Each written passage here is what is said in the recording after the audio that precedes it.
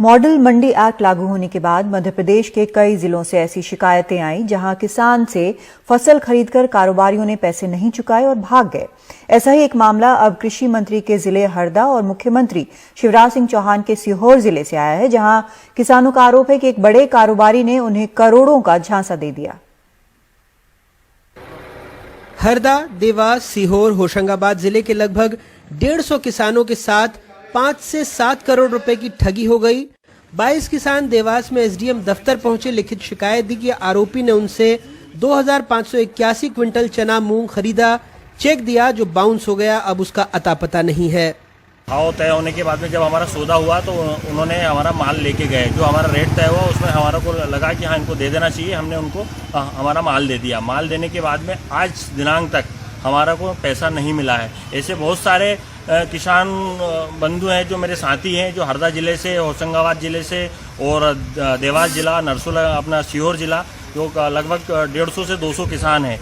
और अमाउंट अगर देखा जाए एक मोटा मोटा आंकड़ा तो 5 से 6 करोड़ रुपए का जो घोटाला है, जो गबन करके व्यापारी यहाँ से फरार हो गया। मेरा डॉलर चना और मूंग की फसल लगभग 18 लाख 19 लाख के बीच की लेके गए थे और चेक दे के गए मुझे, लेकिन चेक लगाने पर पर्याप्त नहीं थी। चेक बाउंस हो चुका है मेरा।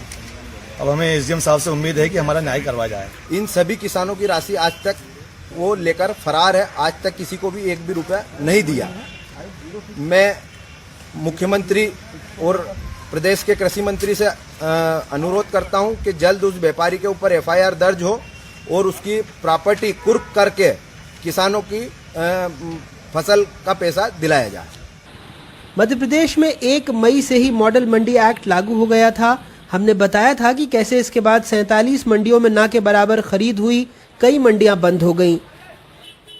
किसानों का कहना था पहले ये कंपनियां और व्यापारी भी मंडी में दर्ज होकर ही उत्पाद खरीदने आते थे। एक किस्म की गारंटी थी, जितना माल खरीदेंगे उतने का चेक मंडी बोर्ड में रहेगा, वो भाग जाएं तो उन्हें नुकसान ना हो। लेकिन मॉडल मंडी एक्ट में इस जिम्मेदारी से वो मुक्त हो गए। एक्ट लागू होने के बाद से कई ऐसे मामले आए जहां कारोबारियों ने किसानों को ठगा है।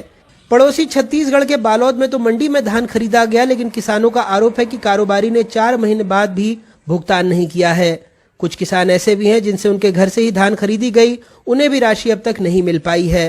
अनिल कुमार माहेश्वरी, इनके पास जो है धान बेचे थे और इन सब मिला के जो है 673 क्विंटल है और इसका राशि बन रहा है 1,34,000 का।